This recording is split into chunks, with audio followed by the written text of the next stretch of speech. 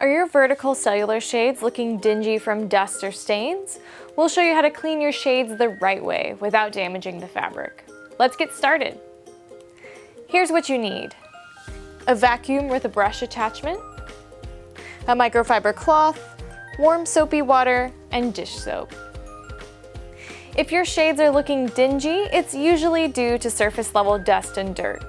Lift it away by gently sweeping across the fabric with the brush attachment of your vacuum. Do not vacuum without the brush attachment, as it may crumple and deform the fabric. If your shade has a stain, you can try blotting it away with warm water and mild dish soap. Dip a lint-free cloth in the soapy water and gently blot the fabric, supporting from the back. Do not scrub, as this may cause the fabric to pill. Blot the fabric dry with another cloth to prevent water rings. Do not get the fabric overly wet, as it may cause the folds to lose their shape, and never submerge a cellular shade in water. Have more questions? Call us at 800-505-1905 to speak to a Blinds.com expert about your issue.